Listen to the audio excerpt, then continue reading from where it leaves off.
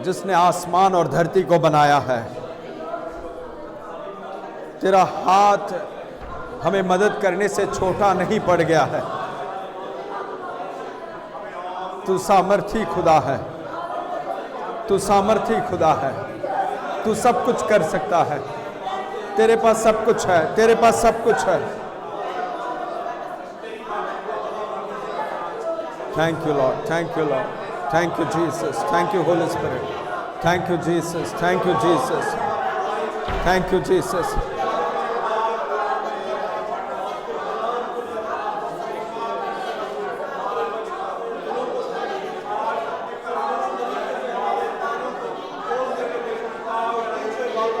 जो कमजोर है तू उसको बल देता है, जो कमजोर है तू उसको बल देता है, अपना सामर्थ्य देता है, अपना कुव्वत देता है। Thank you Lord, thank you Lord, thank you Lord.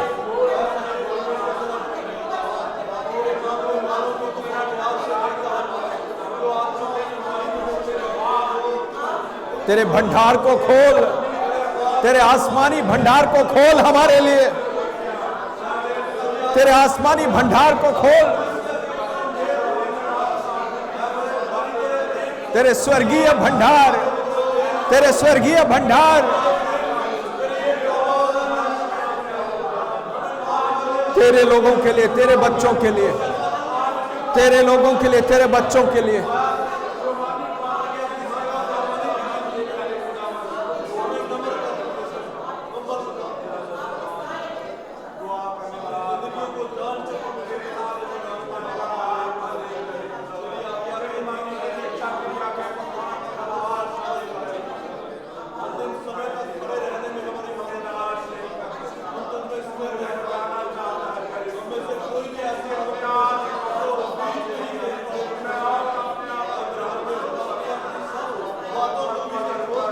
जहां पर भी तेरे हुजूरी होता है वहां पर बंधन टूटते हैं, जहां पर भी तेरी हुजूरी होता है वहां पर शिफा चंगाई मिलता है। Thank you Lord, thank you Lord.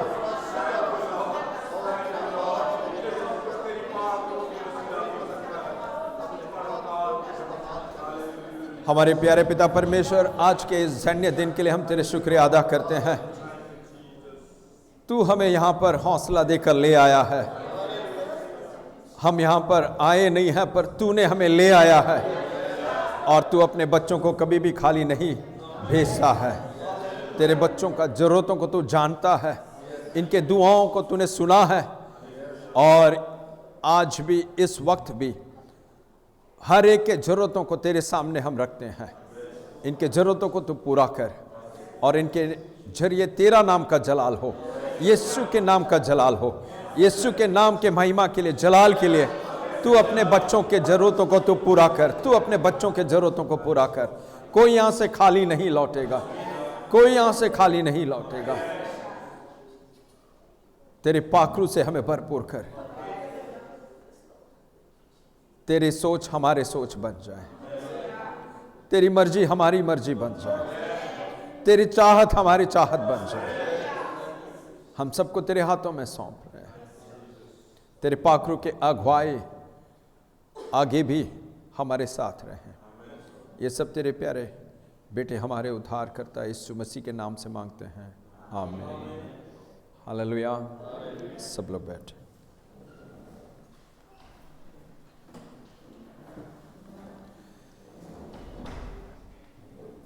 पिछले हफ्ते हमने यूहन्ना 3:34 3:34 को पढ़े। John chapter 3 verse 34। क्योंकि जिसे परमेश्वर ने भेजा है, जिसे परमेश्वर ने भेजा है वह परमेश्वर की बातें कहता है, वह परमेश्वर की बातें कहता है, क्योंकि वह आत्मा नाप नाप कर नहीं देता, वह आत्मा अपनी आत्मा को नाप तौल कर नहीं देता। हालेलुया। उर्दू में हाँ। क्योंकि जिसे खुदा ने भेजा जिसे खुदा ने भेजा वो खुदा की बातें कहता है, वो खुदा की बातें कहता है, इसलिए कि वो रूट नाप नाप कर नहीं देता। इसलिए कारण क्या है? कारण क्या है? जिसे खुदा ने भेजा है वो खुदा की बातें करता है। तो खुदा की बातें क्यों करता है? क्योंकि उसे पाखरू को, पवित्र आत्मा को नाप नाप कर नहीं दिया है, बल्कि भरपूरी से दिया है। जो भी भरपूरी से आत्मा को प्राप्त किए हैं वो भी अपने अंदर से भरपूरी से देता है। मेरे साथ हो? गांव में कुआं है, अगर कुआं से हम पानी नहीं निकालते तो पानी खराब हो जाता है, और जितना पानी हम निकालते हैं उतना ही दोबारा नया पानी। तो जब परमेश्वर हमें अपने पाखरू को भरपूरी से दिया है, अगर हम उसे भरपूरी से इस्तेमाल नहीं करते तो ठंडा पड़ जाता है, ठंडा पड़ जाता है। शुरुआत में सब जब परमेश्वर में आते हैं तो इतना मोहब्बत, परमेश्वर पर इतना प्यार, आते ही कह देते हैं कि परमेश्वर मैं तेरे जान भी दे दूंगा, मैं तेरे लिए मेरा घर बेच दूंगा, मेरा जमीन बेचकर वो करूंगा, ऐसा करूंगा, तेरे लिए मैं कलीसिया बनाऊंगा, तेरे लिए चर्च खड़ा करूंगा, मैं तेरे लिए वो करूंगा, ये करूंगा। धीरे धीरे ठंडा पड़ जाता है। क्यों? तो शुरुआत में भी परमेश्वर ने हमें भरपूरी से दिया है, पर बाद में हम क्या करते हैं? उसे दबा देते हैं। फिर पाखरू भी काम नहीं करता। तो पाखरू भरपूरी से किसके जिंदगी में काम करता है? जिसको परमेश्वर ने भेजा है, और वो परमेश्वर की बातें करता है। जो भी परमेश्वर की बातें करता है उसे पाखरू को भरपूरी से दिया गया है। हालेलुया। अब कुछ चीजें हैं, परमेश्वर कुछ लोगों को नाप कर देते हैं। हो सकता है ऐसा? हो सकता है। परमेश्वर कुछ लोगों को नाप तोल कर देता है, कुछ चीजें भरपूरी से देता है। तो आत्मा को, पाखरू को परमेश्वर अपने लोगों को भरपूरी से देता है, पर कुछ चीजें हैं परमेश्वर नाप कर देता है। जैसे हम देखते हैं मत्ती 25 में, हम देखते हैं किसी ने अपने मत्ती 25 के 14 से पढ़े। मत्ती 25 के 14 से पढ़े। क्योंकि यह उस मनुष्य की सी दशा है, हाँ, उस मनुष्य की सी दशा है के समान है जिसने प्रदेश जाते समय, वो कहां जा रहा है? परदेश जा रहा है। बड़ा मालिक है, वो परदेश जा रहा है। हाँ, अपने दासों को बुलाकर अपनी संपत्ति उनको सौंप दी, अपने संपत्ति उनको सौंप दी। अपने संपत्ति अपने दासों को सौंप दी। हाँ, उसने एक को 5 तोड़े, उसने एक को 5 तोड़े, दूसरे को और तीसरे को एक, अर्थात हर एक को उसकी समर्थ के अनुसार दिया। एक और बार पढ़ के देख, एक और बार पढ़ के देख। उसने एक को 5 तोड़े, और दूसरे को 2, हाँ और तीसरे को 1। हाँ, अब सही निकला है। तो कुछ लोगों को, कुछ दासों को 5 दिया है, कुछ दासों को 2 दिया है, कुछ दासों को 1 दिया है। अपने संपत्ति बांट कर दिया है। क्यों? मकसद क्या था? कि मैं, जब तक संपत्ति मेरे पास था, मैं इसको काम पर ले आकर इसको बढ़ाता था। अब मैं कहां जा रहा हूं? परदेश जा रहा हूं। तो ये संपत्ति ऐसा ही पड़ा नहीं रहना चाहिए, इसलिए मैं इसको मेरे दासों को, मेरे कर्मचारियों को मैं बांट कर देता हूं, ताकि मेरे वापस आने से पहले ये लोग इसको ये नहीं बताया कि दुगना करें, बढ़ाए। क्या करना है जरा पढ़कर देखें। बताया कि दुगना करना है या क्या करना है, जरा पढ़ के देखें आगे एक और बार 14 से। क्योंकि ये उस मनुष्य की सी दशा है जिसने प्रदेश जाते समय अपने दासों को बुलाकर अपनी संपत्ति उनको सौंप दी। उसने एक को 5 तोड़े, दूसरे को 2 और तीसरे को 1, अर्थात हर एक को उसकी सामर्थ के अनुसार दिया। ये लो, हर एक को उसकी सामर्थ के अनुसार दिया। मालिक के सामर्थ या दासों के सामर्थ? मालिक के सामर्थ नहीं। तो ये हम क्लियर हैं कि सबका सामर्थ्य एक समान नहीं है। कुछ लोग सामर्थी हैं, कुछ लोग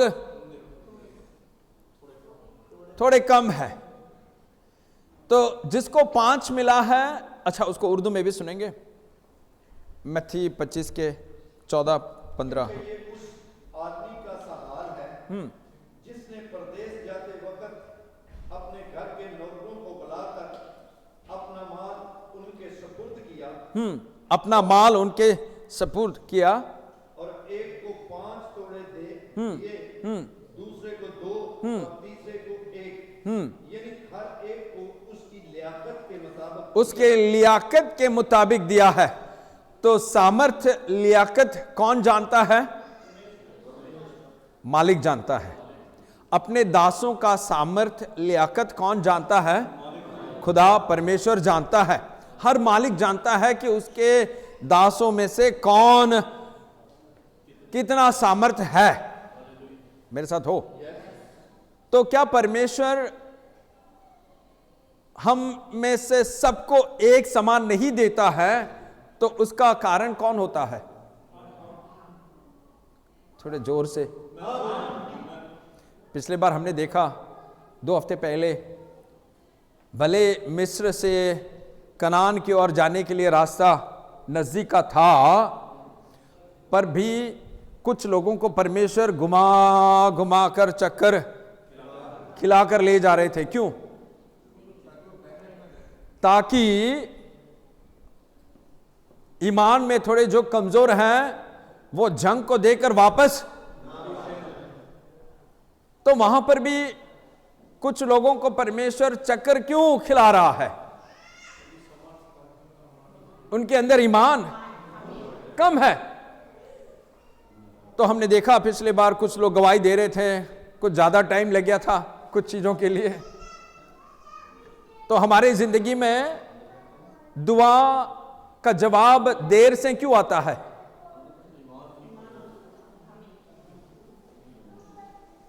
मेरे साथ हो?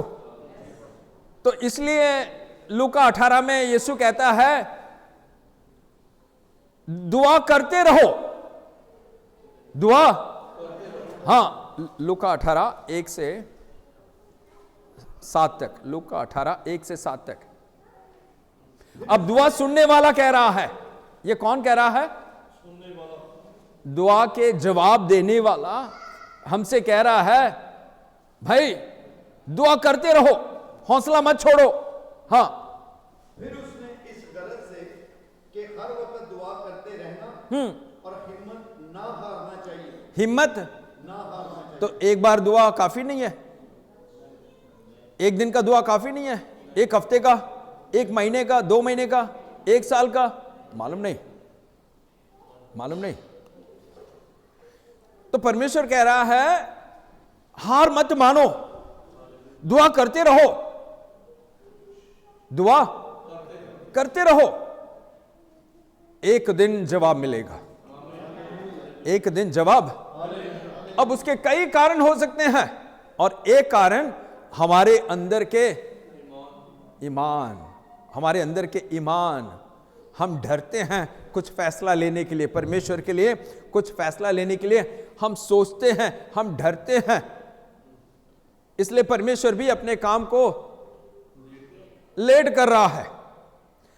तो क्या परमेश्वर जानबूझकर लेट करना चाहता है? नहीं, परमेश्वर तो चाहता है कि आज ही यीशु आ जाए। लेट क्यों हो रहा है? यीशु के आने में लेट क्यों हो रहा है? लोग मन नहीं बदल रहे हैं। 2 पतरस में हम देखते हैं परमेश्वर यीशु के आने में देर क्यों हो रहा है? क्योंकि लोग अभी भी मन नहीं बदल रहे हैं। तो एक दिन परमेश्वर कहेगा बस हो गया, मैं जा रहा हूं धरती। हालेलुया। यीशु ने कहा मैं चोर के मानिद आऊंगा, सब लोग तैयार रहे। तो लेट कौन कर रहा है? परमेश्वर कर रहा है, हम कर रहे हैं? हम कर रहे हैं। जितना ज्यादा ईमान से हम आगे बढ़ेंगे उतना जल्दी परमेश्वर हमें जिम्मेदारियां सौंपने लगेगा। जितना जल्दी हम ईमान से कुछ फैसला लेंगे उतना जल्दी परमेश्वर हमारे हाथों में, हां, तो हर एक के सामर्थ्य के मुताबिक परमेश्वर देता है। तो मेरे में सामर्थ्य कम है तो कम मिलेगा। अब मुझे कम मिला है तो मैं बैठकर आंसू बहाने से कोई फायदा है नहीं। परमेश्वर तूने उसको ज्यादा दे दिया, मुझे कम दे दिया है। मेरे साथ हो तो हम में से कुछ लोगों को कम क्यों मिलता है, कुछ लोगों को ज्यादा मिलता है? क्यों? हम उसके जितना संभाल सके, जितना हम कर सकते हैं उतना ही दिया है। और जब वो मालिक वापस आता है तो वहां पर स्थापित हो रहा है कि एक, जिसको 1 मिला था उसने 1 वापस दिया है, जिसको 2 मिला था उसने 4 वापस दिया, जिसको 5 मिला था उसने। तो परमेश्वर जानता था अगर एक वाले को, जिसके पास सामर्थ्य कम है, मैं अगर उसको 5 दूं तो मैं जब वापस आएगा तो मुझे ये 5 ही लौट आएगा, 10 नहीं मिलेगा। तो परमेश्वर ने जानबूझकर कुछ लोगों को कम दिया है। अब आप कहकर देखे परमेश्वर से मैं सामर्थी हूं, मुझे 1 नहीं 2 दे, मुझे 1 नहीं 5 दे, परमेश्वर लाजिम देगा। परमेश्वर लाजिम देगा। देखो हमने पहले ही देखा है परमेश्वर सब लोगों को अपना बारिश और अपना सूरज, हमें यीशु के नाम को पुकारने की जरूरत नहीं है। दुनिया के लोग बिना यीशु के नाम को पुकारते ही उनको सूरज और बारिश मिल जाता है। बहुत सारे अमीर लोग हैं जो यीशु को नहीं जानते हैं। तो अमीर किसने बनाया है? वो अपने मेहनत से अमीर बने हैं। वो अपने मेहनत से, अपने चालाकी से, अपने चाल चलन से सब में पैसे इकट्ठे किए हैं। कुछ सच्चाई से किए होंगे, कुछ गलत रास्ते से किए होंगे। परमेश्वर ने किसी को रोका नहीं है।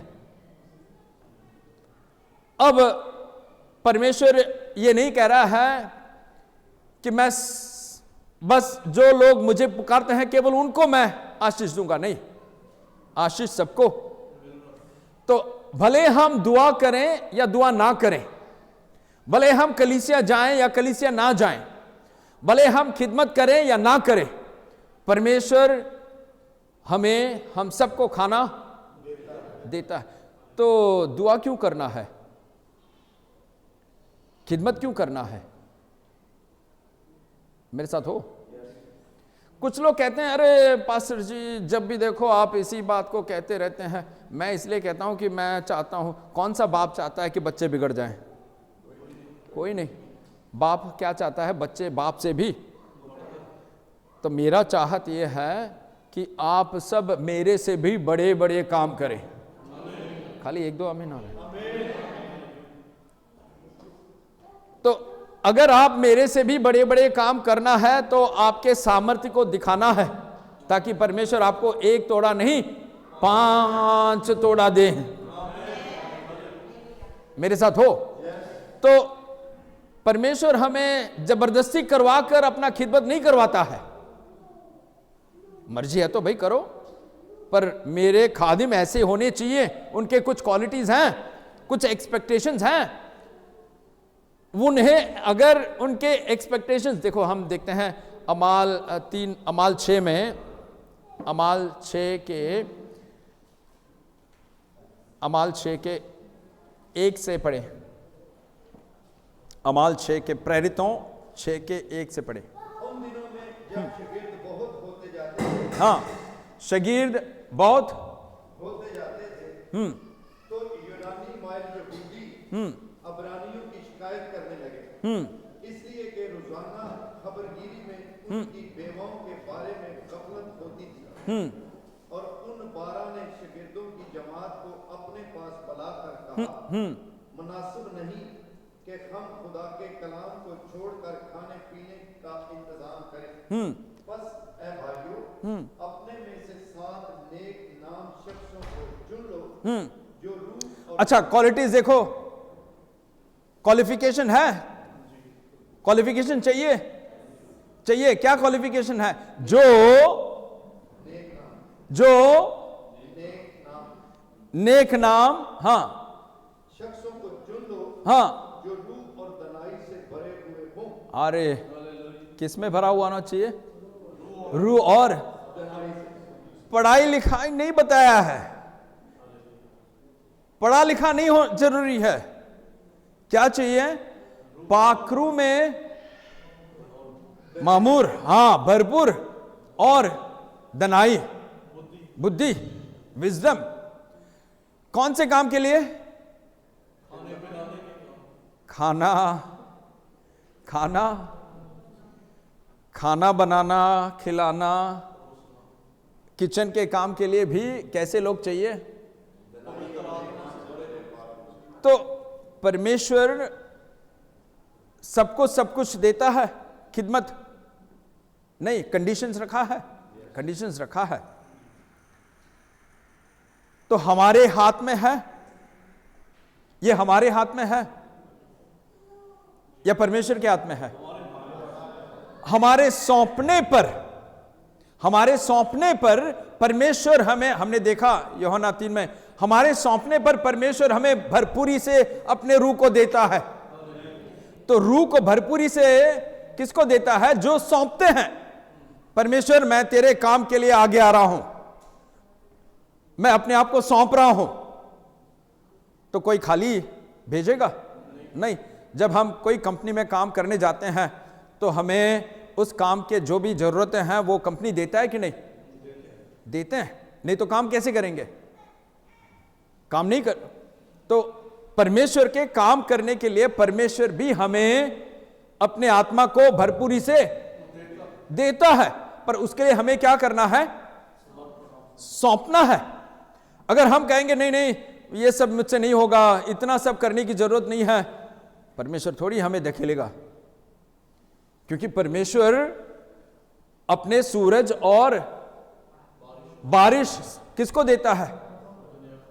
सब किस्म के लोगों को, अच्छे भले बुरे सबको देता है कि नहीं? तो क्या परमेश्वर हमें खींचकर हमें खिदमत में ले आ रहा है? नहीं। हमें दूसरों को भी खिदमत के लिए धकेलना नहीं है। जब परमेश्वर नहीं करता है तो हमें भी नहीं करना है, क्योंकि ऐसे लोग आगे जाकर हो सकता है कि गिर पड़ेंगे या पीछे हट जाएंगे या इनके वजह से यीशु का नाम बदनाम होगा। इसलिए हमें इन बातों का ध्यान रखना है कि हमारी मर्जी के मुताबिक, हमारे इल्म के मुताबिक हमें किसी को भी खिदमत सौंपना नहीं है, क्योंकि ये रूहानी है, ये रूहानी है। मेरे साथ हो? ये कलाम किसके लिए? आमीन। तो जितना हम सौंपते हैं उतना ही पाते हैं, क्योंकि परमेश्वर जबरदस्ती नहीं करता है, हमें खुद जबरदस्ती कर कर अंदर जाना है। तो हम देखते हैं हर एक के सामर्थ्य के मुताबिक परमेश्वर देता है। तो 5 तोड़े किसको दिया था? सामर्थ्य ज्यादा है। 2 किसको दिया था? 1 किसको दिया था? तो क्या हम शिकायत कर सकते हैं परमेश्वर से? उसको ज्यादा दिया है, मुझे कम दिया है, मुझे ज्यादा दिया है, उसको कम नहीं। हर एक के सौंपने के ऊपर होता है। अगर मैं ज्यादा सौंपूंगा तो लाजिम परमेश्वर मुझे ज्यादा देता है। क्यों? काम करना है मुझे, मैंने सौंपा है, काम करना है, तो काम करने के लिए परमेश्वर मेरी मदद करता है। परमेश्वर के काम करने के लिए परमेश्वर मेरी मदद करता है। अब हम देखते हैं कि पहले पिछले हफ्ते भी हमने देखा, आज भी हमने देखा कि पाखरू को लिमिटलेस देता है, पाखरू को बिना कोई लिमिट का देता है। अब हम परमेश्वर के फजल को देखेंगे। कृपा इफिसियों 4 के 7, इफिसियों 4 के 7।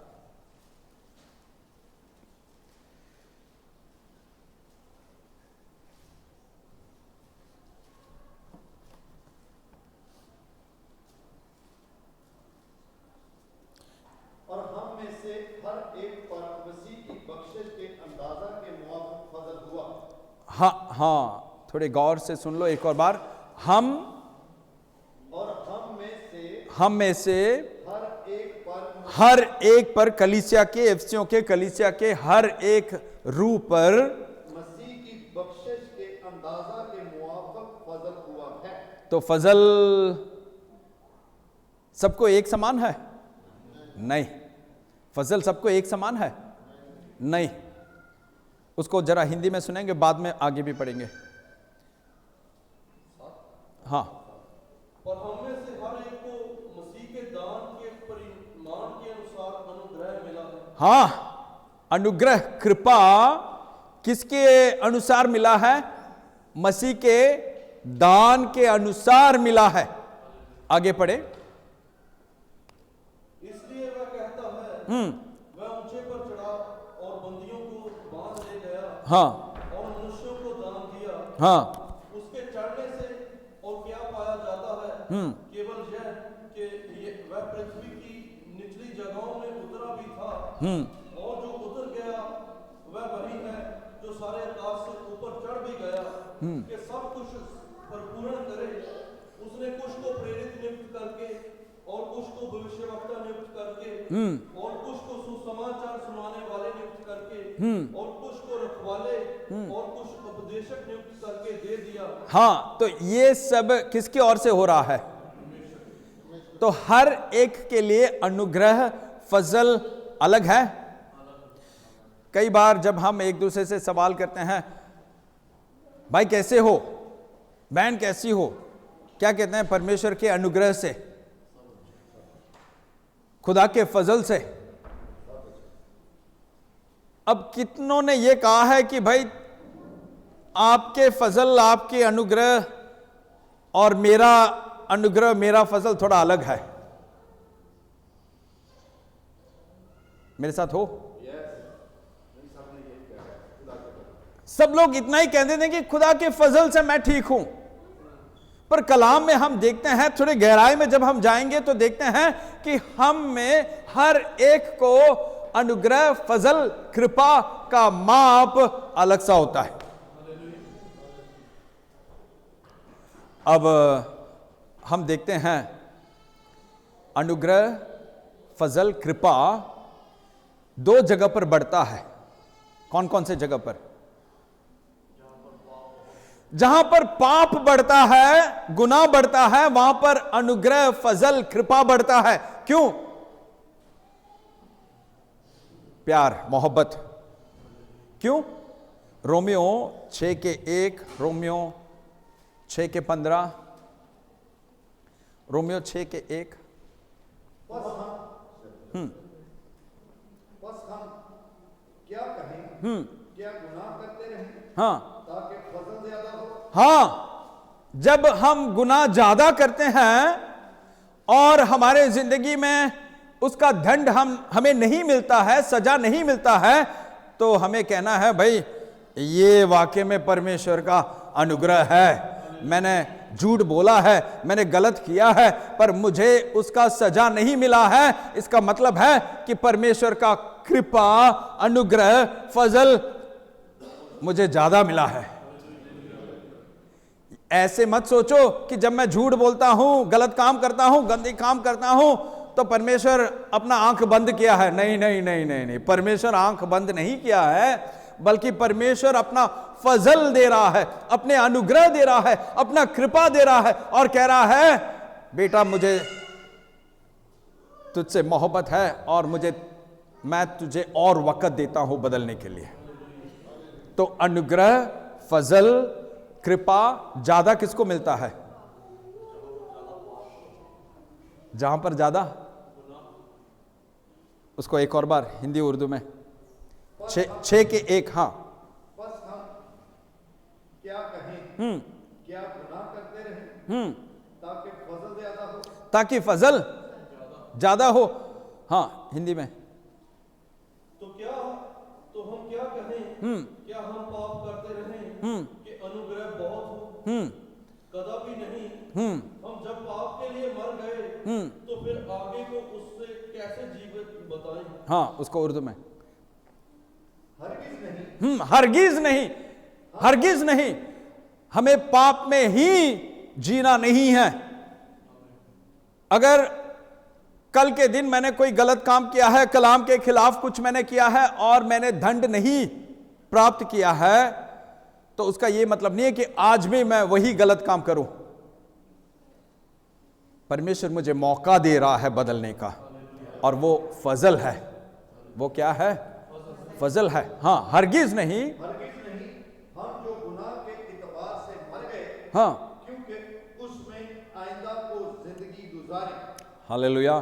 तो हमें और परमेश्वर मौका दे रहा है। जब भी हम गुनाह करते हैं, पाप करते हैं और हमारी जिंदगी में उसका कोई दंड, कोई सजा नहीं मिलता है, तो तुरंत हमें क्या कहना है? परमेश्वर तेरा कृपा, तेरा फजल, तेरे अनुग्रह के लिए मैं शुक्रिया अदा करता हूं कि तूने मुझे जिंदा रखा है, ये जानते हुए कि मैं गुनाहगार हूं, मैंने पाप किया है। तो फजल, अनुग्रह, कृपा कहां बढ़ता है? जहां पर पाप बढ़ता है, जहां पर पाप। अब मैं कहूंगा कि मुझे आप लोगों से ज्यादा अनुग्रह की जरूरत है, ज्यादा फजल की जरूरत है, ज्यादा कृपा की जरूरत है। मानोगे? अभी अभी हमने क्या देखा बाइबल से कि अनुग्रह, कृपा, फजल किसको ज्यादा दिया जाता है? जो ज्यादा पाप, अधिक पाप करते हैं। अब मैं कहता हूं कि आप लोगों से ज्यादा मुझे अनुग्रह, मुझे कृपा, मुझे फजल मिलता है। मानोगे? मानोगे? मुश्किल है, आपके सोच के बाहर है। क्यों?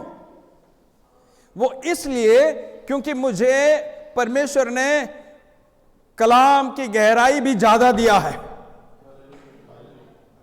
तो जितना मुझे परमेश्वर ने इसकी गहराई का समझ मुझे दिया है, उतना ही मुझे पाक और पवित्र जिंदगी बिताना है। मेरे साथ हो? तो जितना ज्यादा दिया जाता है, परमेश्वर भी मुझे 5 तोड़े दिए हैं तो मुझे 5 वापस नहीं करना है, मुझे 10 वापस करना है। तो जब मैं 10 वापस नहीं करता, तो वहां पर अगर मैं जिंदा हूं, वो तोड़े अभी भी मेरे पास हैं, तो वो फजल है। वो क्या है?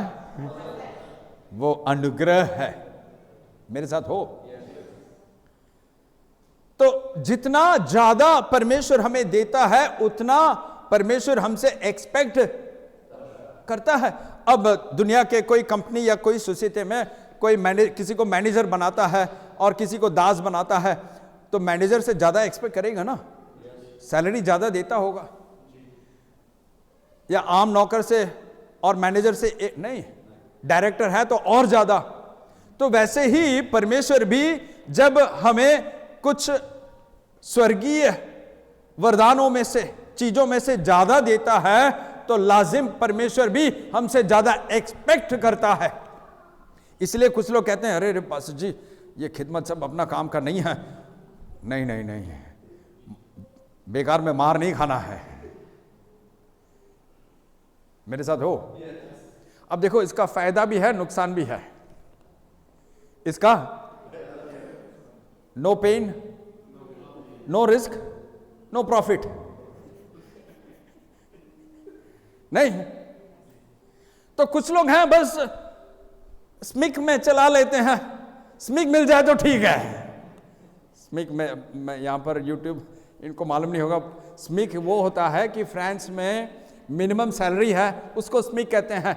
तो हमारे कुछ भाई बहन हैं जो कहते हैं मुझे स्मिक मिल जाए तो ठीक है, आराम की चैन की जिंदगी जीने आया हूं, मुझे ज्यादा कुछ नहीं चाहिए, स्मिक मिल जाए तो ठीक है। अब कुछ लोग कहेंगे नहीं नहीं, स्मिक से काम नहीं चलता, थोड़ा बचत भी करना है, आने वाले पीढ़ी के लिए भी कुछ बचा के रखना है, तो लोन वगैरह लेकर घर खरीदना है, गाड़ी खरीदना है, इसलिए स्मिक से नहीं चलेगा, मुझे 2000 या 2500 की जरूरत है। भाई थोड़ा ज्यादा काम करना पड़ेगा कि नहीं? अब फैसला किसके पास है? तो उसके लिए इल्म है, हमारे पास है, बुद्धि है, जानकारी है कि दुनिया में अगर मुझे 2500 कमाना है तो मुझे थोड़ा ज्यादा भागदौड़ करना पड़ेगा। अरे दुनिया के पैसे के लिए अगर ज्यादा भागदौड़ करना आप जानते हो तो मसीह के राज्य में मेरे साथ हो। तो परमेश्वर के काम के लिए थोड़ा धीमा, थोड़ा पीछे क्यों हो रहे हो? मेरे साथ हो। और बाद में कहते नहीं मुझे भरपूरी से दे दो। अरे ये तो दुनिया का मालिक भी नहीं करता है। दुनिया का मालिक करता है खाली नाम के लिए 2 मिनट का, सुबह उठकर 2 मिनट का दुआ, रात को खाट में बैठकर 2 मिनट का दुआ, और कहते मुझे भरपूरी से दे दो। कहां से मिलेगा? मिलेगा? नहीं मिलेगा। नाम के लिए महीने में 1 रोजा, साल में 1 रोजा, महीने में 1 नाइट प्रेयर, साल में 1 नाइट प्रेयर मिलेगा? मिलेगा? हाँ, उसके मुताबिक। अरे तेरा सामर्थ्य उतना है तो उतना ही मिलेगा, तो जितना सौंपेगा उतना मिलेगा। तो सौंपता कम है तो मिलता भी कम है, शिकायत क्यों कर रहा है? मेरे साथ हो।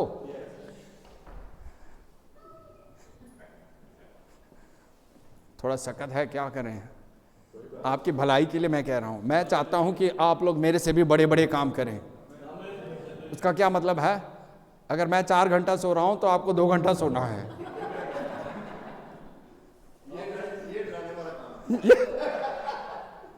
मेरे साथ हो।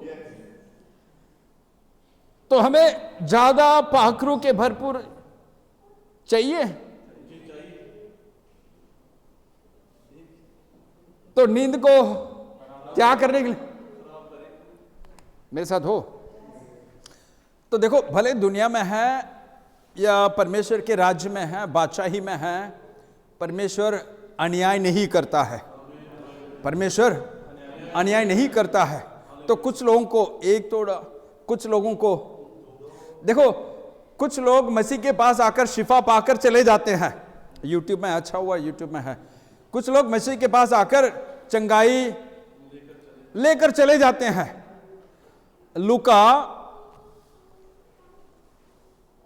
लूका 17 के 11 से 17, लूका 17 के 11 से 17। ऐसा हुआ कि वह यरूशलेम जाते हुए सामरिया और गलील के बीच में से होकर जा रहा था। किसी गांव में प्रवेश करते समय उसे 10 कोढ़ी मिले। उन्होंने दूर खड़े होकर ऊंचे शब्द से कहा, हे यीशु, हे स्वामी, हम पर दया कर। उसने उन्हें देखकर कहा, जाओ और अपने आप को जाजकों को दिखाओ। और जाते जाते ही वे शुद्ध हो गए। तब उनमें से एक यह देखकर कि मैं चंगा हो गया हूँ, ऊंचे शब्द से परमेश्वर की बड़ाई करता हुआ लौटा और यीशु के पांव पर मुंह के बल गिरकर उसका धन्यवाद करने लगा। और वह सामरी था। इस पर यीशु ने कहा, क्या 10 के 10 शुद्ध न हुए? तो फिर वे 9 कहां हैं? क्या उस परदेशी को छोड़ और कोई ना निकला जो परमेश्वर की बड़ाई करता? तब उसने उससे कहा, उठकर चला जा, तेरे विश्वास ने तुझे चंगा किया। हालेलुया। उर्दू में। और ऐसा हुआ कि यरूशलेम को जाते हुए वो सामरिया और गलील के बीच से होकर जा रहा था। और एक गांव में दाखिल होते वक्त 10 कोढ़ी उसको मिले। उन्होंने दूर खड़े होकर बुलंद आवाज से कहा, अय यीशु, ऐ साहब, हम पर रहम कर। उसने उन्हें देखकर कहा, जाओ अपने ताई कहनों को दिखाओ। और ऐसा हुआ कि वो जाते जाते पाक साफ हो गए। फिर उनमें से एक ये देखकर कि मैं शफाफ हो गया, बुलंद आवाज से खुदा की तमजीद करता हुआ लौटा और मुंह के बल यीशु के पांव पर गिरकर उसका शुक्र करने लगा। और वो सामरी था। यीशु ने जवाब में कहा, क्या 10 पाक साफ ना हुए? फिर वो 9 कहाँ हैं? मेरे साथ हो। जब शिफा भी परमेश्वर की ओर से हमें मिलता है, चंगाई मिलता है, वहां पर भी परमेश्वर कुछ एक्सपेक्ट कर रहा है। मेरे साथ हो। देखो, उद्धार फ्री है, नजात फ्री है, उसके लिए कुछ देना नहीं है।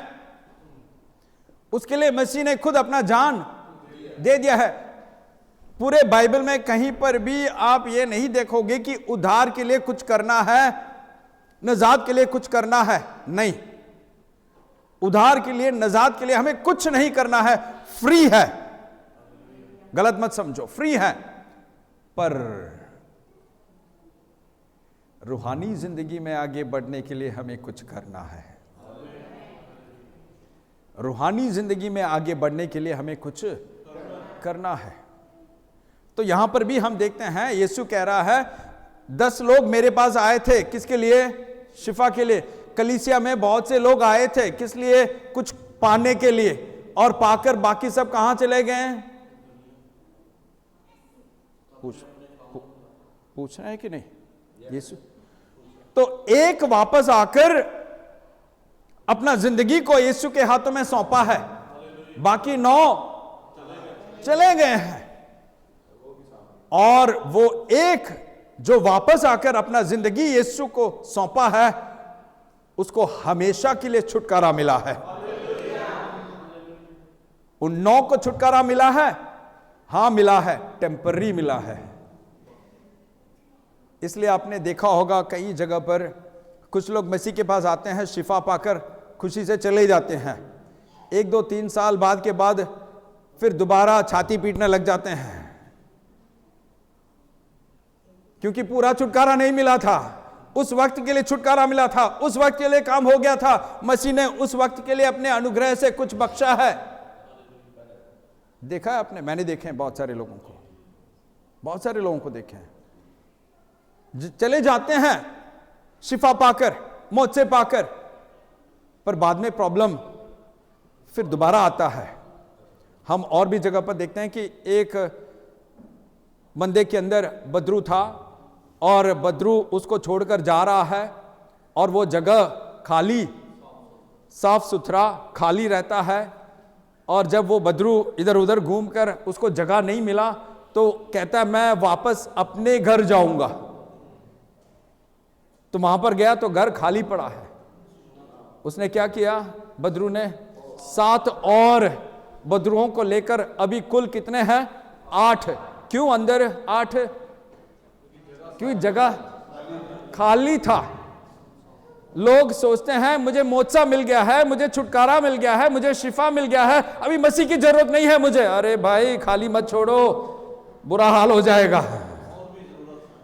और हाँ, एक बार मसीह के पास आकर छुटकारा जब पाओगे, अपना जिंदगी सौंप कर देखें, हमेशा का छुटकारा मिलेगा। और मसीह वही चाहता है। 10 लोगों को मैंने शिफा दिया है, पर 9 नहीं आए, वापस नहीं आए। आप लोग क्यों आए हैं? आप लोग क्यों आए हैं?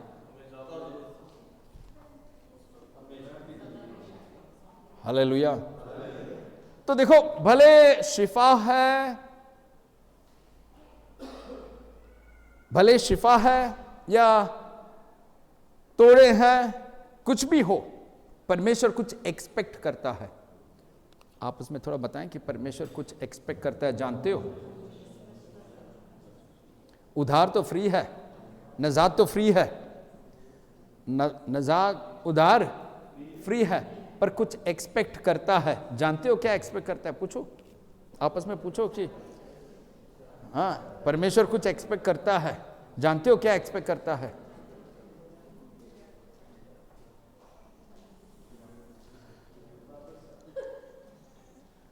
तो हमने देखा फजल, अनुग्रह, कृपा नाप कर दिया है। पाखरू को नाप कर नहीं दिया है, भरपूरी से दिया है, पर फजल को नाप कर दिया है। मेरे साथ हो? और कुछ लोगों को फजल ज्यादा इसलिए दिया है क्योंकि वे ज्यादा गुनहगार हैं, ज्यादा पाप करते हैं। तो फजल किसके पास ज्यादा है? अब फसल ज्यादा होना अच्छा है कि नहीं? मैं कहूंगा अच्छा है, अच्छा है, मुझे और मौका मिल रहा है पाप करने के लिए नहीं, सोचकर मन फिराने के लिए, मन फिराने के लिए मुझे और मौका मिल रहा है। इसलिए मैं कहूंगा कि अनुग्रह अच्छा है। मेरे साथ हो? अब कुछ लोगों को जो पाक है, जो कलाम के मुताबिक जीते हैं, हमेशा मन फिराकर आगे बढ़ते हैं, ऐसे भी कुछ लोग हैं जिनको फजल दिया गया है। जानते हो कौन है? कौन है? पौलुस। कब? जब कमजोर, हाँ, 2 कुरिन्थियां 12 के 7, 8, 9, 2 कुरिन्थियां 12 के 7, 8, 9।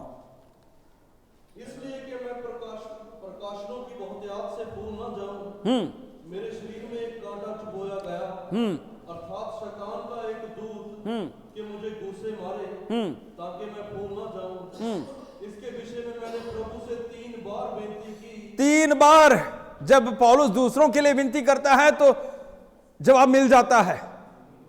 जब खादिम दूसरों के लिए विनती करता है तो उनके लिए दुआ परमेश्वर सुन लेता है, नहीं? पर खादिम अब खुद अपने लिए दुआ करता है, पर खुदा सुन नहीं रहा है। मेरे साथ हो? पौलुस अपने रुमाल से लोगों को शिफा दे देता है, पौलुस के रुमाल से लोगों को शिफा मिल जाता है। अभी अपने बदन में प्रॉब्लम है, 1 बार नहीं, 2 बार नहीं, इंतजार कर दूसरी बार, तीसरी बार दुआ हो रहा है, पर शिफा, जवाब मिला, शिफा नहीं मिला, छुटकारा नहीं मिला, जवाब मिला। क्या जवाब था? इसके विषय में मैंने प्रभु से 3 बार विनती की कि मुझसे यह दूर हो जाए। हाँ। और उसने मुझसे कहा, हाँ, मेरा अनुग्रह तेरे लिए बहुत है, हाँ, क्योंकि मेरी समर्थ, हाँ, निर्बलता में सिद्ध होती है। इसलिए मैं बड़े आनंद से अपनी निर्बलताओं पर घमंड करूंगा, हाँ, कि मसीह की समर्थ मुझ पर छाया करती रहे। हालेलुया। उर्दू में। और मुकाशों की ज्यादती के बायस मेरे भूल जाने के अंदेशा से, हाँ, मेरे जिस्म में कांटा चुभोया गया, यानी शैतान का कासद, ताकि मेरे मुक्के मारे और मैं भूल ना जाऊं। इस बारे में मैंने 3 बार खुदावंद से इल्तमास किया कि ये मुझसे दूर हो जाए, मगर उसने मुझसे कहा, मेरा फजल तेरे लिए काफी है, क्योंकि मेरी कुदरत कमजोरी में पूरी होती है। बस मैं बड़ी खुशी से अपनी कमजोरी पर फख्र करूंगा, ताकि मसीह की कुदरत मुझ पर छाई रहे। तो अगर फख्र करना है तो कमजोरियों को रखकर फख्र करें। You want to give testimony, talk about your weakness. मुझे वो मिला, ये मिला, ये मिला, वो मिला, नहीं, वो नहीं है। क्या क्या मैंने मसीह के लिए खोया है, फख्र करना है। मसीह के लिए मैंने जो खोया है उसके बारे में फख्र करना है, मेरे कमजोरियों के बारे में फख्र करना है।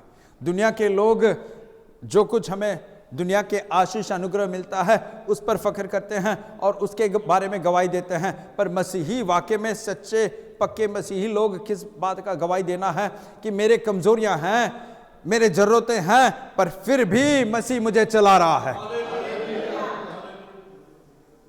तो अब परमेश्वर पौलुस से कहता है कि मेरा फजल, मेरा अनुग्रह, मेरा कृपा तेरे लिए काफी है। तेरे बदन में कमजोरियां हैं और मैं जानता हूं तू अपने बदन को मुक्के मारकर इसके अधीन करता है, तू कलाम के मुताबिक चलता है, तू मेरा पीछा करता है और तू लोगों को कहता है जैसे मैं मसीह का पीछा करता हूं वैसे तुम मेरे पीछा करो। इतना तू अपने आप को निचोड़ कर कलाम के अधीन करता है और फिर भी तेरे बदन में कुछ कमजोरियां हैं, पर उसे रहने दे। मैं मेरा फजल, मेरा अनुग्रह, मेरा कृपा तुझ पर उंडेल रहा हूं और उसके जरिए तू और मेरे लिए भागेगा। तो अब दो किस्म के लोगों के पास अनुग्रह फजल बढ़ रहा है। हम कौन से कैटेगरी है? जरा परख कर देखें, कलाम किसके लिए है? तो पाखरू आपसे बात कर रहा है। एक तरफ हम देख रहे हैं जितने भी हम गुनाह ज्यादा करते हैं, परमेश्वर का मोहब्बत प्यार हमें और फजल देकर मौका दे रहा है। मेरा भाई, मेरा बेटा, मेरी बहन, तू बदल। तो वहां पर क्या ज्यादा मिल रहा है?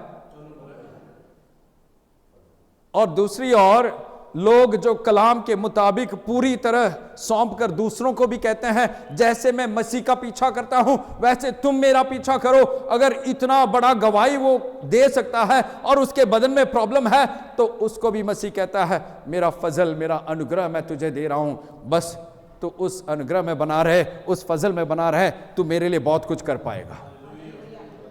मेरे साथ हो? तो क्या अनुग्रह, फजल, कृपा सबको एक समान दिया गया है? नहीं। तो आगे से अगर कोई पूछे कि कैसा हो, क्या बताओगे? परमेश्वर के अनुग्रह से, परमेश्वर के फजल से मैं ठीक हूं? अभी सोच रहे हो कौन सा फजल?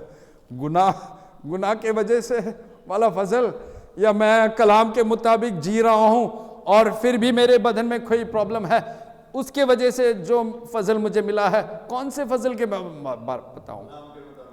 हाँ, क्योंकि जब तक मैं यीशु के मानिद नहीं बदलता तब तक मुझे फजल की जरूरत है। हर दिन हमारे कैरेक्टर बदलते जा रहे हैं और जब तक मैं आदम के साया को पूरी तरह छोड़कर मैं यीशु के साया तक नहीं पहुंचता, हर दिन हर पल मुझे फजल की जरूरत है। मेरे साथ हो? तो फजल हमें चाहिए। कितना चाहिए? बहुत चाहिए। मेरे साथ हो? बहुत चाहिए। हालेलुया। तो फजल का नाप सबके लिए अलग होता है। सबके लिए फजल है, सबके लिए फजल है, पर नाप अलग होता है। अभी हमने एक और बार उस दो वर्स को हम पढ़ेंगे एक और बार, यूहन्ना 3:34 और इफिसियों 4 के साथ। यूहन्ना 3:34 और इफिसियों 4 के साथ। क्योंकि जिसे परमेश्वर ने भेजा है वह परमेश्वर की बातें कहता है, क्योंकि वो परमेश्वर की बात इसलिए कहता है क्योंकि परमेश्वर आत्मा को नाप नाप कर नहीं देता है, भरपूरी से दे देता है। तो देखो, आत्मा को परमेश्वर भरपूरी से देता है। मेरे साथ हो? आत्मा को परमेश्वर भरपूरी से देता है, पर फजल को परमेश्वर नाप कर देता है, जरूरत के मुताबिक देता है। मेरे साथ हो? हाँ, इफिसियों के भी 4:7 और बाद में उर्दू में पढ़ेंगे। हाँ, इफिसियों 4 के 7। हाँ, पर हम में से हर एक को मसीह के दान के परिमाण के अनुसार अनुग्रह मिला। अब उर्दू में यूहन्ना के इंजील 3:34 और इफिसियों 4 के 7। क्योंकि जिसे खुदा ने भेजा वो खुदा की बातें कहता है, इसलिए कि वो रूह नाप नाप कर नहीं देता, नाप नाप कर नहीं देता, भरपूरी से देता है। हाँ, और इफिसियों 4 के 7। और हम में से हर एक पर मसीह की बख्शिश के अंदाजा के मुआफिक फजल हुआ है। हालेलुया। अब एक और चीज है जो परमेश्वर नाप कर देता है, उसे हम देखने वाले हैं। क्या लगता है क्या होगा? जो सबको दिया गया है, कृपा, फजल, अनुग्रह सबको दिया है, वैसे ही कुछ चीज है जो सबको दिया गया है, पर कुछ लोगों को ज्यादा दिया गया है, कुछ लोगों को कम दिया गया है। क्या हो सकता है?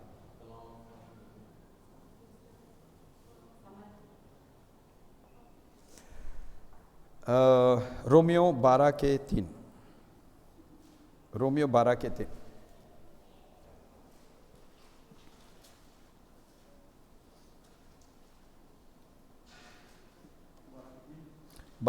रोमियो 12:3।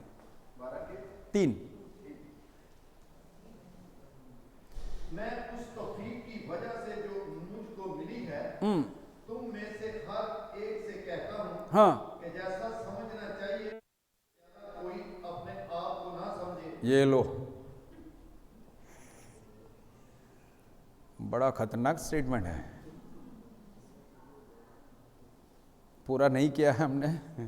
पौलुस क्या कह रहा है? मेरे भाइयों बहनों, कोई भी अपने आप को ऊंचा जैकी लगाकर ऊपर, टायर चेंज करना है तो ठीक है जैकी रखो, नहीं तो जैकी का इस्तेमाल मत करो। हाँ हाँ हाँ, बल्कि जैसा खुदा ने हर एक को अंदाजा के मुवाफिक ईमान तकसीम किया है, हाँ, इक़्तिदार के साथ अपने आप को वैसा ही समझे। हालेलुया। कितने लोगों के समझ में आ रहा है हिंदी में? क्योंकि मैं उस अनुग्रह के कारण जो मुझको मिला है तुम में से हर एक को कहता हूँ कि जैसा समझना चाहिए उससे बढ़कर कोई भी अपने आप को ऊंचा मत समझे। मैं, मेरा, अपना नहीं। आजिज़, नम्रता में बना रहे। हाँ, आगे। और जैसा परमेश्वर ने हर एक को विश्वास परिमाण के अनुसार बांट दिया है। हाँ, तो विश्वास को भी हर एक को परिमाण के अनुसार बांटा है। तो कुछ लोग विश्वास में ज्यादा मजबूत रहते हैं, कुछ लोग विश्वास में कम रहते हैं। तो अगर किसी के अंदर विश्वास ज्यादा है तो कॉलर ऊपर उठाकर नहीं कहना है कि मैंने विश्वास में वो किया है, मैंने विश्वास में ये किया है, मैंने ईमान से ऐसा किया है, मैंने ईमान से वैसा किया है। मेरे साथ हो? तो ईमान, विश्वास को भी परमेश्वर कुछ लोगों को ज्यादा देता है, कुछ लोगों को कम देता है। मेरे साथ हो? परमेश्वर ऐसा अन्याय क्यों करता है?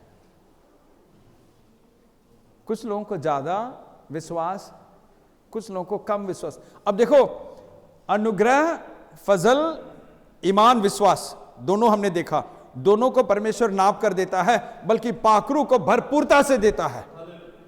और ये ईमान और फजल, विश्वास और अनुग्रह, ये हमारे उद्धार के लिए बहुत ही बेसिक चीज है। अगर ये दोनों नहीं है तो उद्धार नहीं है, नजात नहीं है। तो नजात शुरुआत के लिए, नजात के शुरुआत के लिए, उद्धार के शुरुआत के लिए, मसीह के साथ रिश्ता शुरू करने के लिए हमारे पास फजल और ईमान होना चाहिए। उद्धार के शुरुआत के लिए हमारे पास विश्वास और अनुग्रह होना चाहिए। इफिसियों 2:8, इफिसियों 2:8। पाखरू आप सबकी मदद करें इसको समझने के लिए। अगर हम इसे अच्छी तरह समझेंगे तो हमारी रूहानी जिंदगी बदल जाएगा। क्योंकि तुमको ईमान के वसीला से फजल ही से निजात मिली है। हाँ, तो नजात कैसे मिलता है? ईमान के वसीला से, फजल ही से नजात। तो नजात के लिए ईमान भी चाहिए, नजात के लिए फजल भी चाहिए। एक और बार पढ़ें उर्दू में। क्योंकि तुमको ईमान के वसीला से फजल ही से निजात मिली है। तो नजात के लिए हमें दो चीजों की जरूरत है। क्या क्या?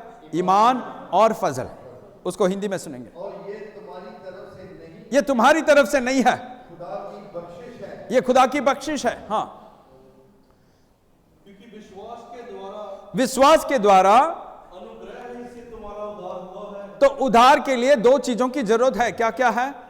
मसीह के साथ रिश्ते जोड़ने के लिए दो चीजों की जरूरत है। क्या क्या है? विश्वास और अनुग्रह। विश्वास मेरे अंदर से मसीह पर मुझे देना है और मसीह अपना अनुग्रह मुझे देता है, जिसके वजह से उद्धार शुरू होता है, रिश्ता शुरू होता है। तो मसीह के साथ किसी का रिश्ता कब शुरू होता है? जब मैं मसीह पर अपना विश्वास देता हूं, मसीह मुझे अपना अनुग्रह देता है, जिसके जरिए उद्धार शुरू होता है। मेरे साथ हो? तो उद्धार के लिए हर इंसान को मसीह पर विश्वास रखना जरूरी है। तो विश्वास इंसान अपने ओर से मसीह की ओर देना है और मसीह अपने ओर से हमें अनुग्रह देता है, जिसका नतीजा है उद्धार। मेरे साथ हो?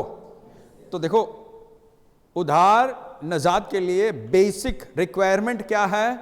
विश्वास, ईमान और फजल, अनुग्रह।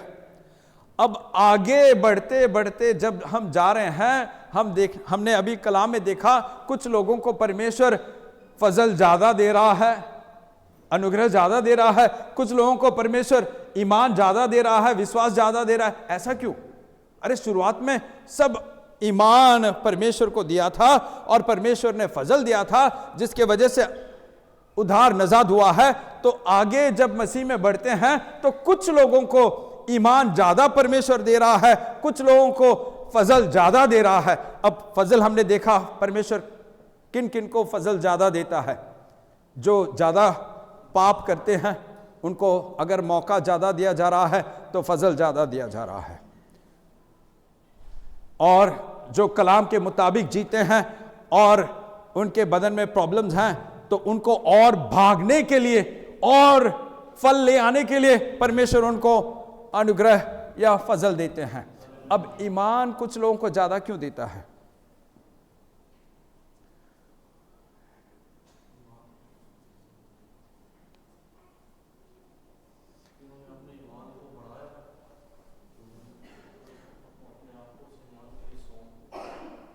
कल के दिन हमने देखा 3 चीज़ों की ज़रूरत। क्या क्या था? हमारी मकसद, हर मसीह के लिए एक मकसद होना चाहिए। ख्वाहिश, चाहत, मर्जी होना चाहिए और जज्बा होना चाहिए। जज्बा होना चाहिए, पैशन। तो अगर हमने देखा पाखरू को भरपूरता से किसको दिया जा रहा है? जो खुदा की तरफ से भेजे हैं। खुदा की तरफ से खुदा ने एसाया को भेजा था। नबी एसाया को खुदा ने भेजा था। कब भेजा था? जब उसने कहा, देखो खुदा का सवाल और उसका जवाब, ये सब बहुत जरूरी है। हम सोचते हैं कि हमें कुछ नहीं करना है, बस खुदा सब कुछ करता है। एसाया 6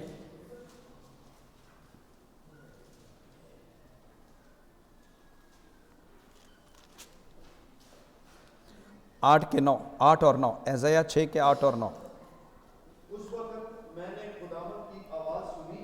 किसने? एसाया नबी ने खुदा के आवाज को, हाँ, उस वक्त मैंने खुदावंद की आवाज सुनी जिसने फरमाया, मैं किसको भेजूं और हमारी तरफ से कौन जाएगा? ये लो, सवाल है। सवाल है। किसका है सवाल? इंसान का या खुदा का? सवाल क्या है? किसके तरफ से? किसके तरफ से? खुदा की तरफ से। परमेश्वर की तरफ से कौन जाएगा परमेश्वर के काम के लिए? तो एसाया नबी ने क्या कहा?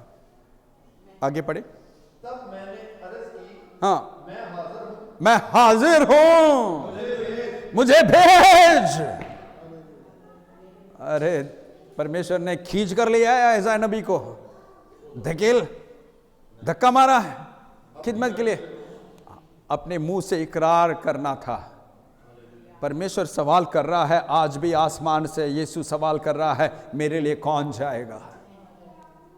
खेत पका हुआ है, वक्त बहुत कम है, शैतान अपना काम जल्द से कर रहा है, शैतान अपना काम जल्दी से कर रहा है, और मैं भी जल्दी आने वाला हूं।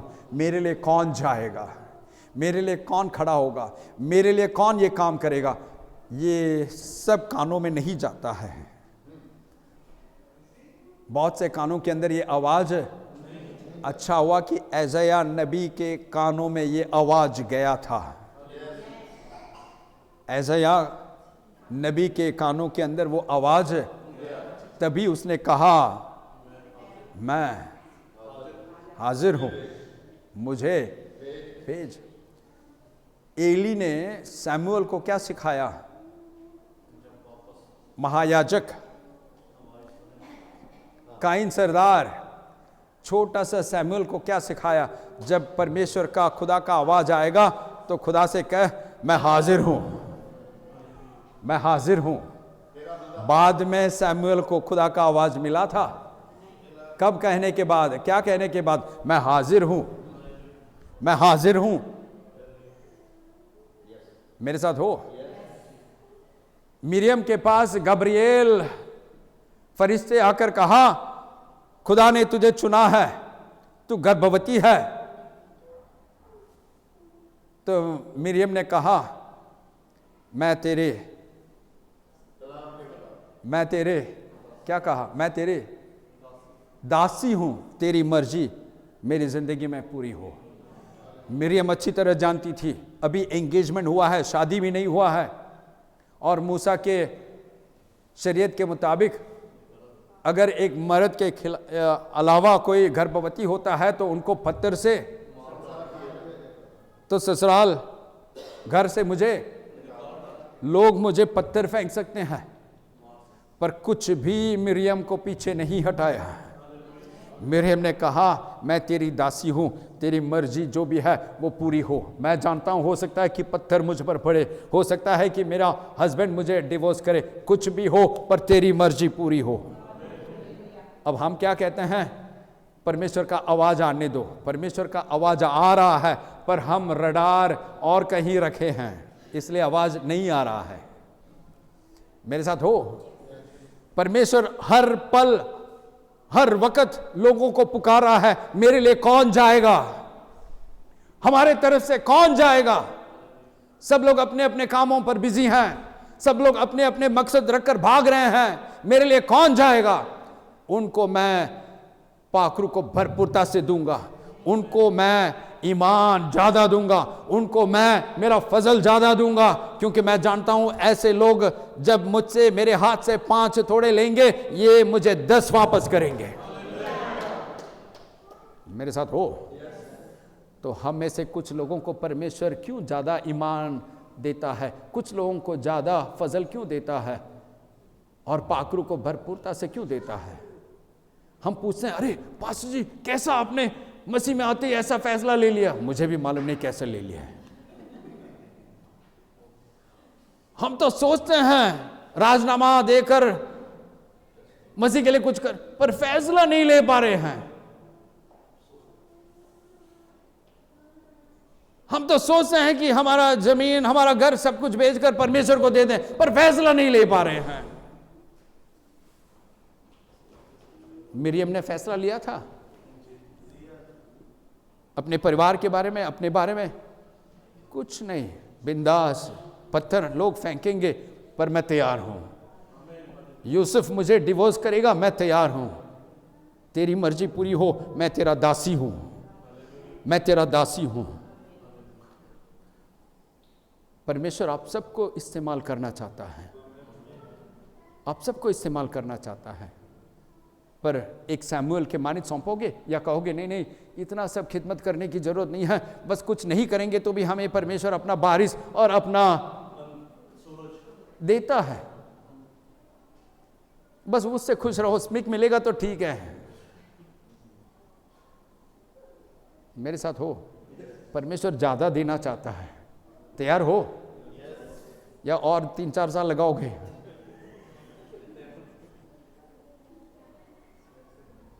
कब तक ये आवाज आते रहेगा?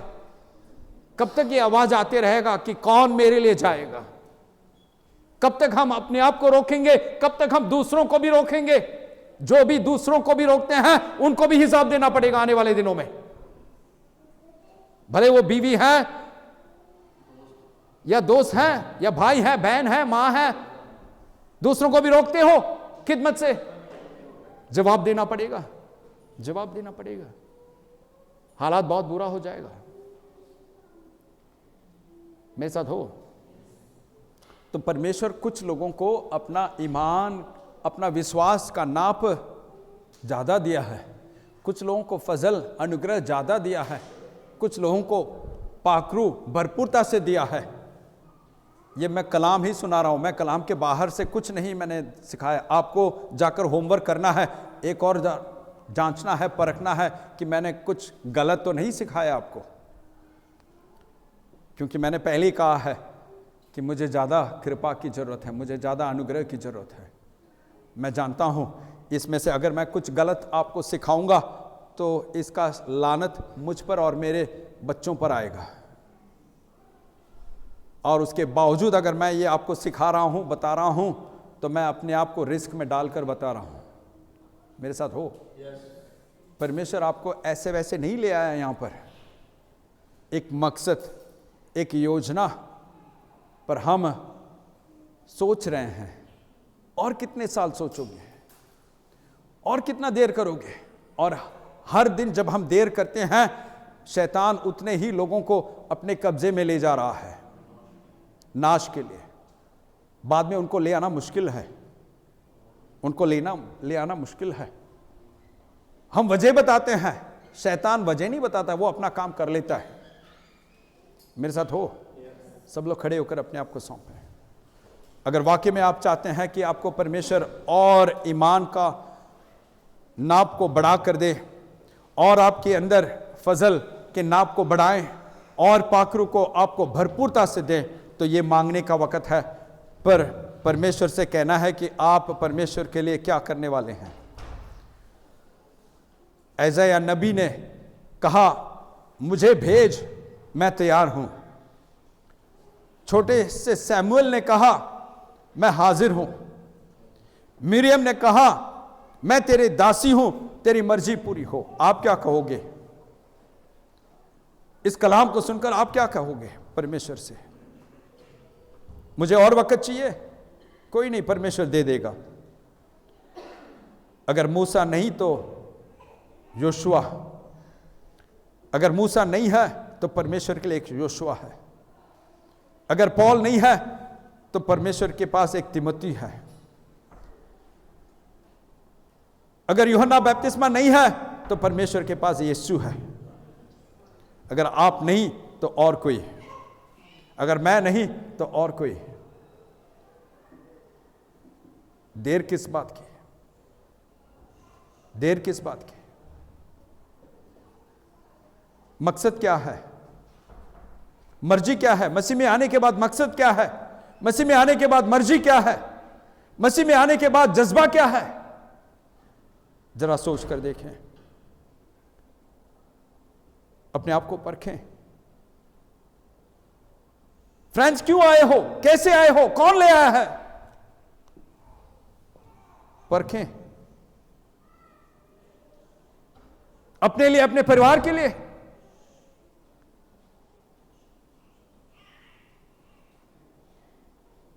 मसीह के लिए नहीं। मकसद क्या है? मकसद क्या है भाइयों बहनों? मकसद क्या है? जीने का मकसद क्या है? मसीह में आने का मकसद क्या है? और मर्जी क्या है?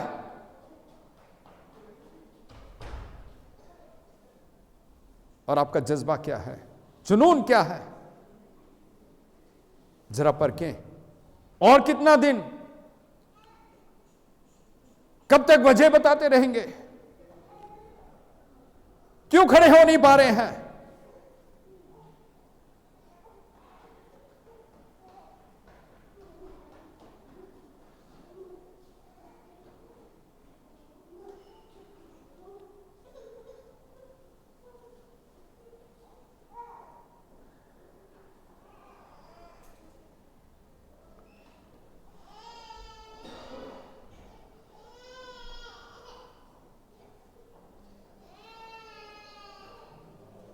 हमारे प्यारे पिता परमेश्वर,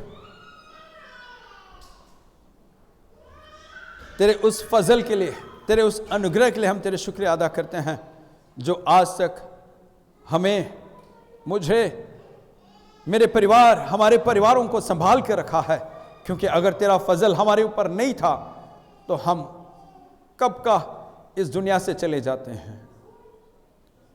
ये तेरा फजल है कि आज भी हम इस दुनिया में जिंदा हैं। वो इसलिए नहीं कि हमने कोई भले काम किए हैं, वो इसलिए नहीं कि हमने तेरे लिए कुछ किए हैं, हमने तो तेरे लिए कुछ नहीं किया है, पर फिर भी तूने हमें शिफा दिया है, फिर भी तूने हमें चंगाई दी है, फिर भी तूने हमारी जरूरतों को पूरा किया है, हमारे दुआओं को तूने सुना है। इसके लिए हम तेरे शुक्रिया अदा करते हैं। इस वक्त जो भी अपने दिलों को तेरे हाथों में यहां पर सौंप रहा है, तू उनको जांच रहा है, तू उनको देख रहा है। तेरे आत्मा को भरपूरता से तू उनको दे, ताकि तेरे बात करें ये लोग, हर जगह हर पल तेरे बात करें, तेरे आत्मा में भरपूर कर, ताकि जिस मकसद से तूने हमें इस देश में ले आया है वो मकसद पूरे हो जाए। वो हमारे लिए नहीं था बल्कि तेरे लिए था, तेरे लिए था, और तेरे मकसद को तू पूरा कर।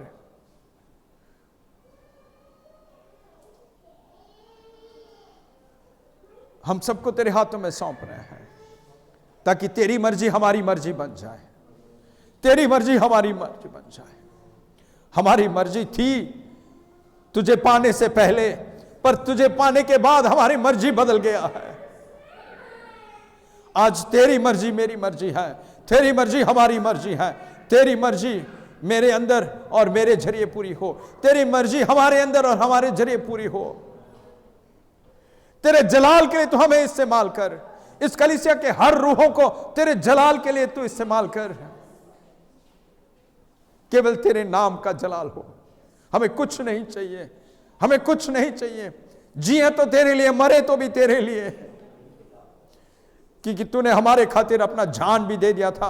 हमारे खातिर मेरे माँ बाप ने जान नहीं दिया है, मेरे भाइयों ने जान नहीं दिया है, मेरे बच्चों ने जान नहीं दिया है, केवल यीशु तूने मेरे लिए जान दिया है। इसलिए मैं जीऊं तो तेरे लिए, मरूं तो तेरे लिए। इस्तेमाल कर और कसरत से इस्तेमाल कर। इतने साल इस दुनिया में जीकर मैंने कुछ नहीं पाया है,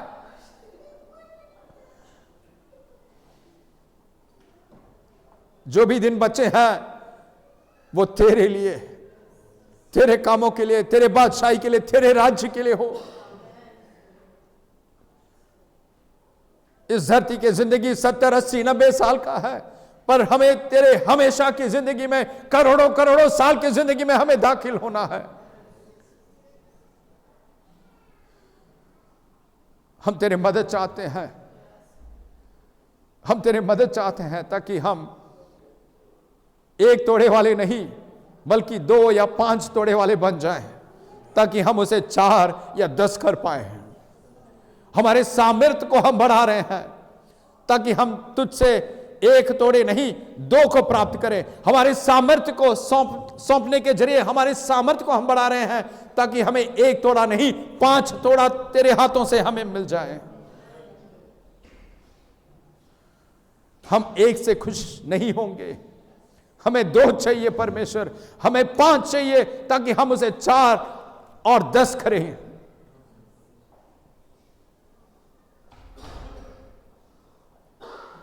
तेरे राज्य के लिए, तेरे बादशाही के लिए हमें इस्तेमाल कर। बहुत से लोग नरक जा रहे हैं, हमें उन्हें बचाना है। उन्हें बचाने के लिए तू हमें इस्तेमाल कर। बहुतों ने हमारे लिए, हमारे खातिर रोजा रख कर दुआ किया है, हमारे खातिर बहुत कुछ किया है, पर हमें भी दूसरों को बचाना है, ताकि तेरी मर्जी हमारी मर्जी बन जाए। तेरी मर्जी रूहों को बचाना है और हमारी मर्जी भी रूहों को बचाने वाली मर्जी बन जाए। और तेरे फजल के लिए हम दुआ करते हैं, और तेरे अनुग्रह के लिए दुआ करते हैं। यहां पर जितने भी लोग आज इस कलाम को सुन रहे हैं उन सब पर और तेरा फजल को उंडेल और तेरे अनुग्रह को उंडेल, ताकि ये बड़े बड़े काम करें तेरे लिए, और तेरे ईमान को बढ़ा ताकि ये सब और बड़े बड़े काम करें तेरे लिए।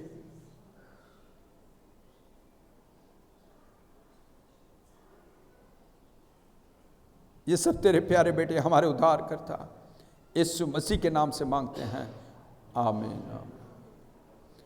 प्रभु भोजन के लिए हम अपने आप को तैयार करें।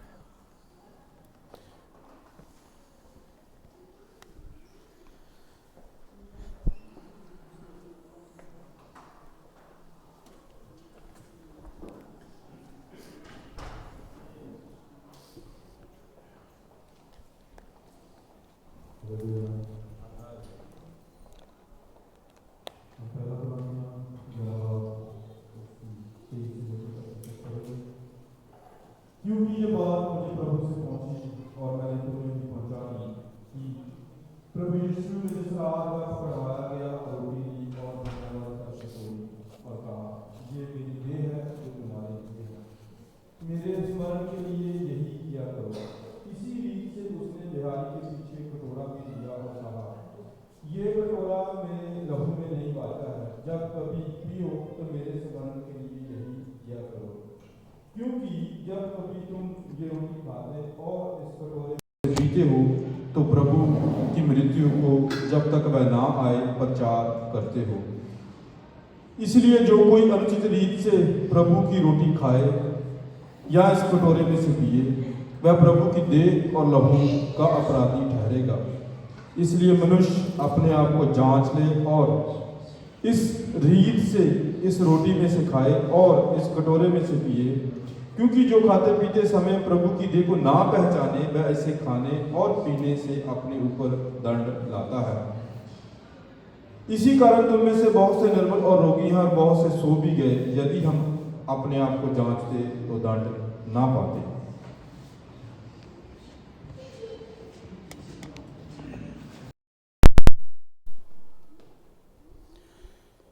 यदि हम अपने आप को जांचते तो दंड ना पाते। यदि हम अपने आप को जांचते तो सजा ना पाते। यदि हम अपने आप को जांचते तो दंड ना पाते। उस रात यीशु ने रोटी ली, शुक्रगुजार कर कर उसे तोड़ा और कहा,